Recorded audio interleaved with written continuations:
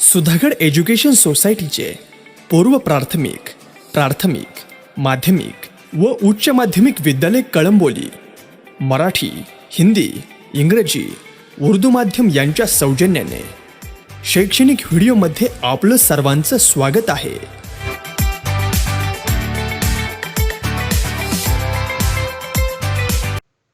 My dear students, this video is for 10th standard subject Science and Technology Part 1 for semi-English medium students.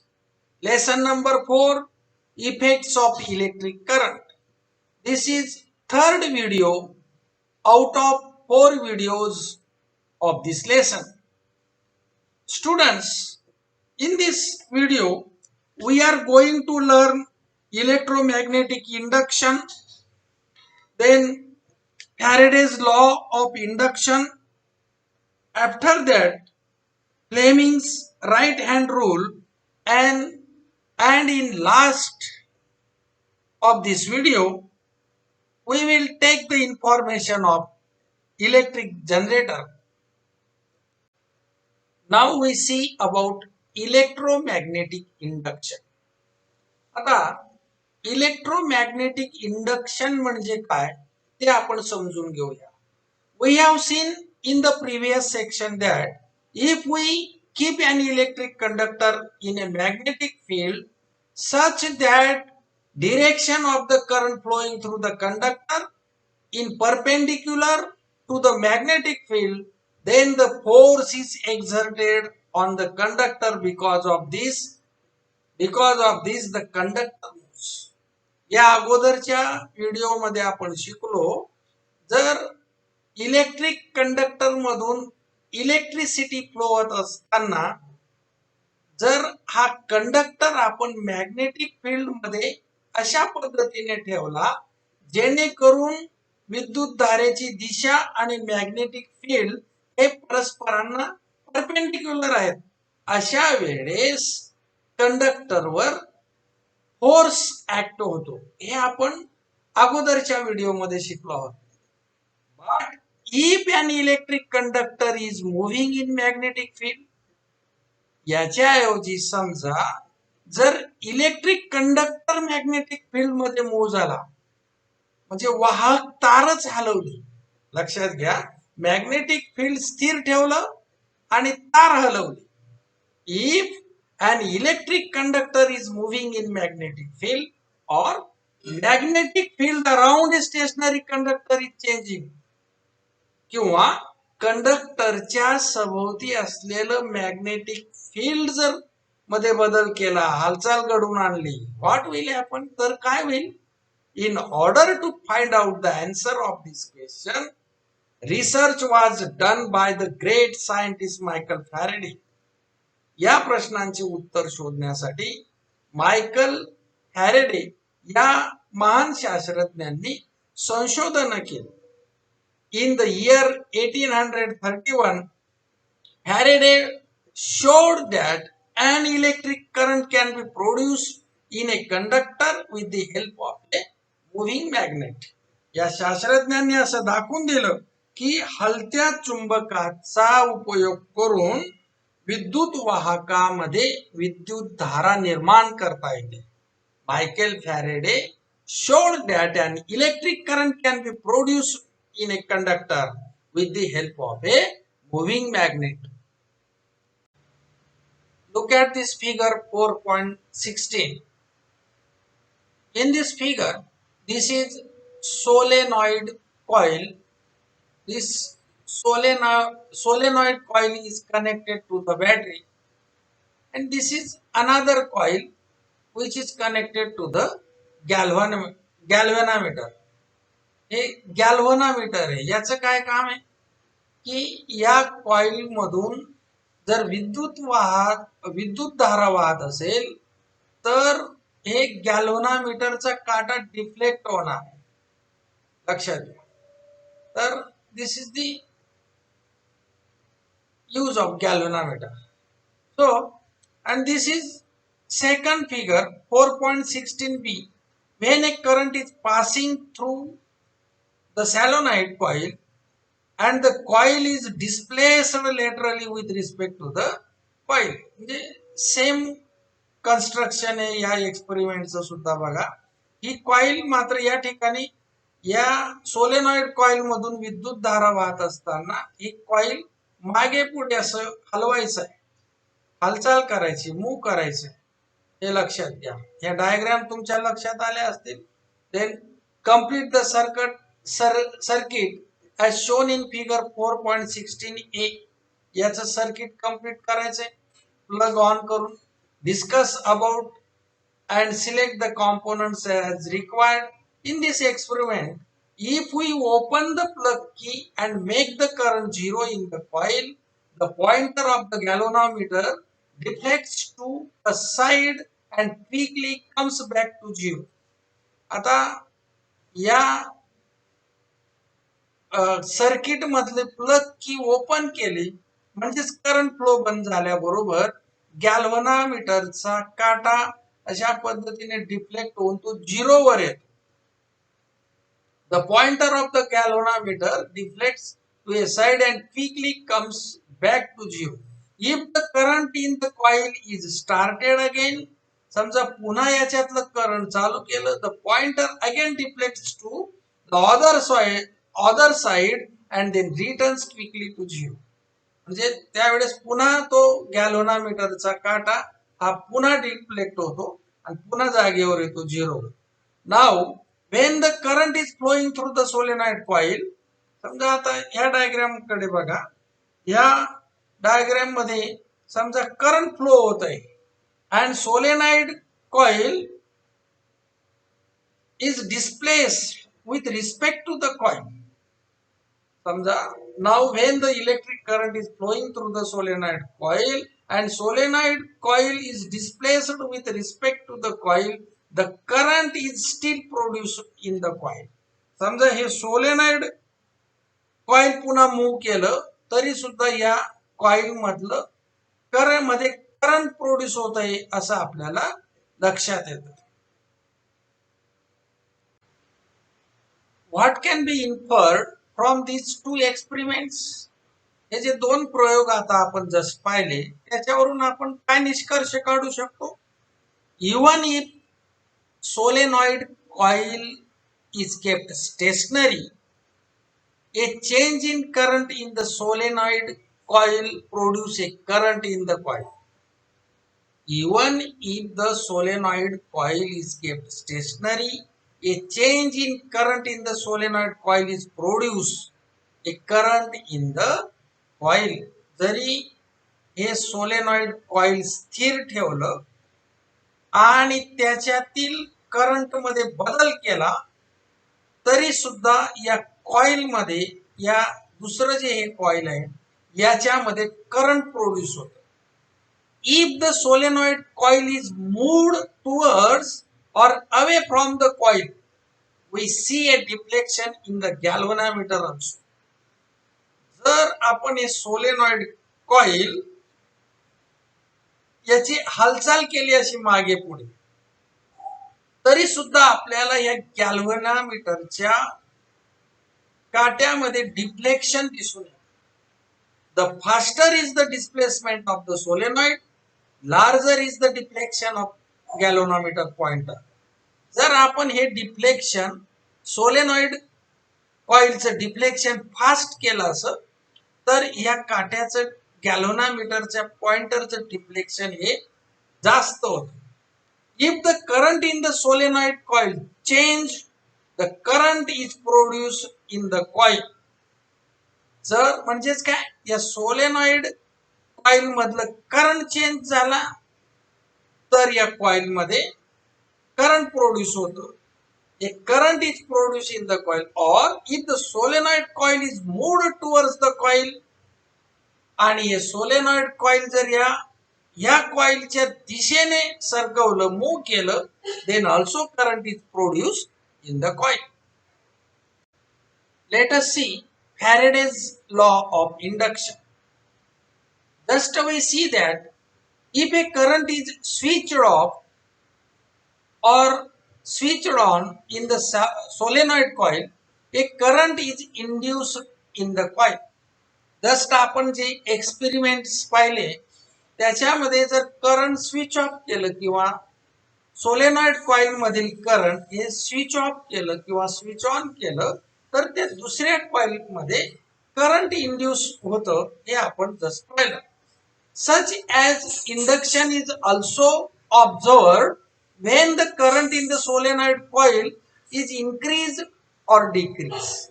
अशा प्रकारचं induction आपल्याला पुन्हा observe करायला मिळतं तेव्हा ज्या वेळेस आपण करंट कमी करतो, वाढवतो किंवा कमी करतो. Current is induce in the coil when it is moved aside from front of the solenoid. Current is induced in the coil when it is moved aside from front of the solenoid. Solenoid कॉइलच्या समोरील coil जरी move केलं त्याच्या बाजूला तरीही त्याच्यात current induce होत. From this experiment it is understand that whenever the number of magnetic lines of force passing through the coil changes, current is induced in the coil. याच्यावरून या प्रयोगावरून आपलं असं लक्षात येतं ज्या वेळेस चुंबकीय बलरेषांच्या संख्येत बदल होतो, whenever the number of magnetic lines of force passing through the coil changes, current is induced in the coil. तर त्या दुसऱ्या कॉइल मध्ये करंट प्रवर्तित होतं, इंड्यूस होतं. This is known as Faraday's law of induction. याला फॅरेडेज लॉ ऑफ इंडक्शन असं म्हणतात. The current produce in the coil is called the induced current. आता त्या कॉइल मध्ये जे करंट निर्माण होतं त्यालाच इंड्यूस्ड करंट असं म्हणतात. Let us see about Fleming's right hand rule. Look at this figure. This figure shows Fleming's right hand rule. When will the induced current in the electric conductor be maximum? Electrical conductor मध्ये current कधी induced current कधी maximum असतं?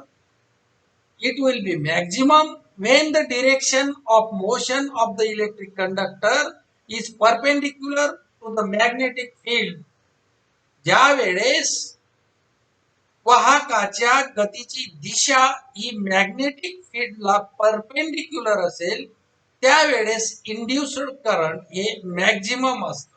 In order to show the direction of the induced current, Fleming's right hand rule is very useful.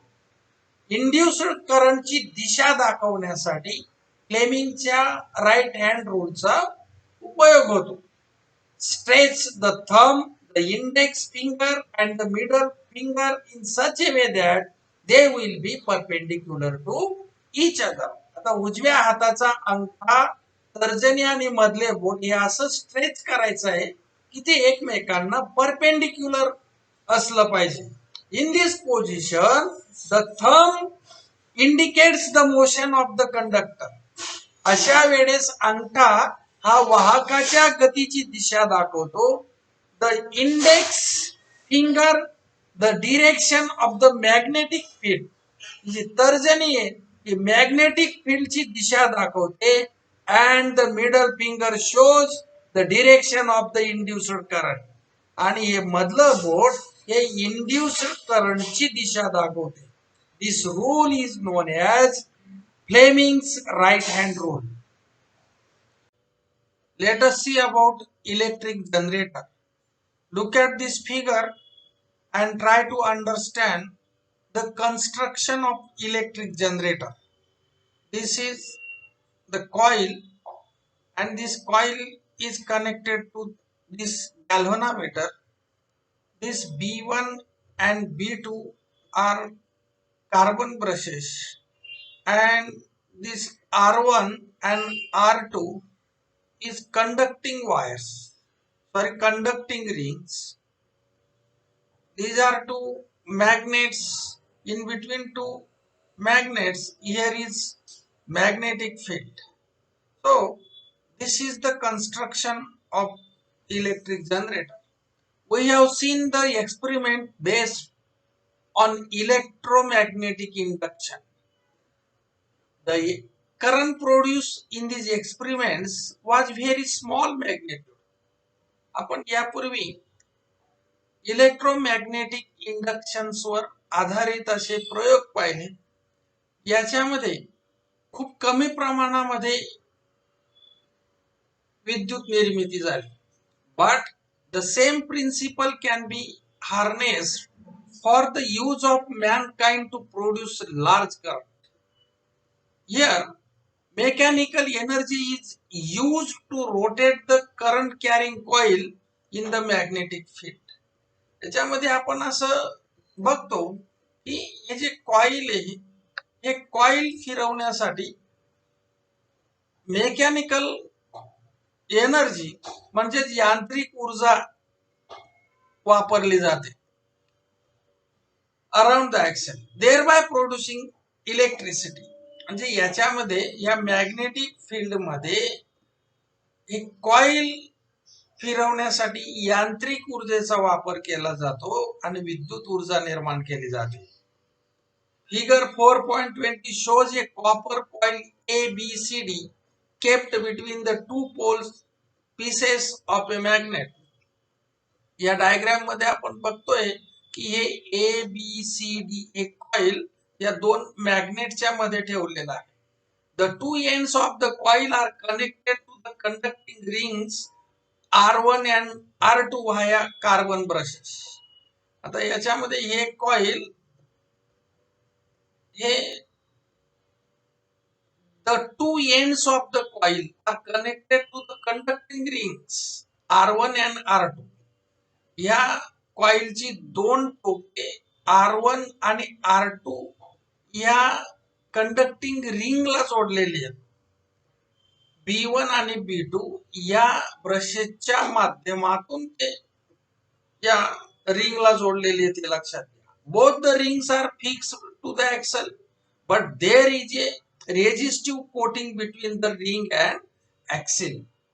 हा जो ऍक्सल आहे ह्या ऍक्सल आणि ring याच्यामध्ये एक कोटिंग आहे लक्षात घ्या. But there is a resistive coating म्हणजे विद्युत रोधक कोटिंग त्यांच्यामध्ये आहे. The axle is rotated with the help of machine from outside.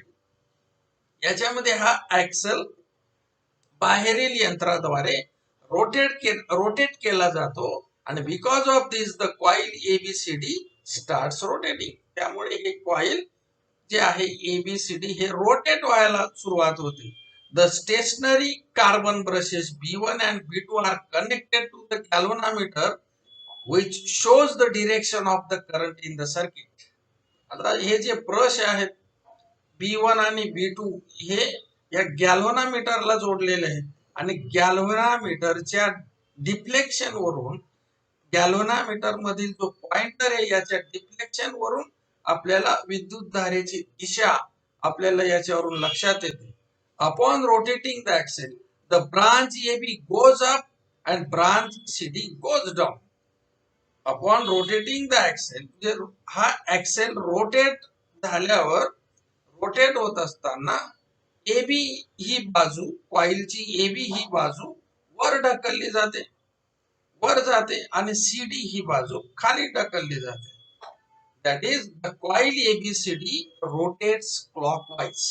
अशा पद्धतीने हे कॉइल क्लॉकवाइज डिरेक्शनने फिरतं.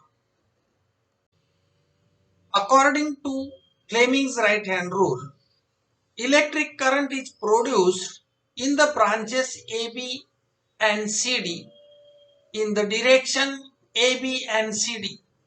Thus, current flows in direction ABCD as shown by arrows in the figure. फ्लेमिंगच्या उजव्या हाताच्या नियमानुसार हे जे कॉइल आहे जनरेटरचं या कॉइलच्या AB आणि CD या बाजूंमध्ये करंट निर्माण होतो. According to Fleming's right hand rule, फ्लेमिंगच्या उजव्या हाताच्या नियमानुसार हे कॉइल या मॅग्नेटिक फील्ड मध्ये फिरल्यामुळे बाजू ए बी आणि सी डी या बाजूंमध्ये विद्युत निर्माण होते आणि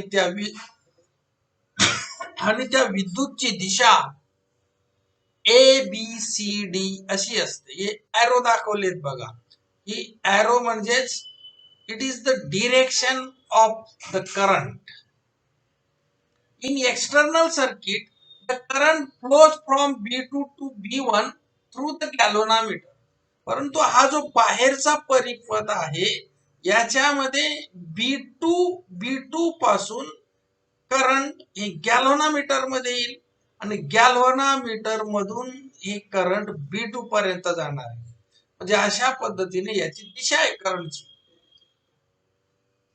In external circuit, the current flows from B2 to B1 through the galvanometer.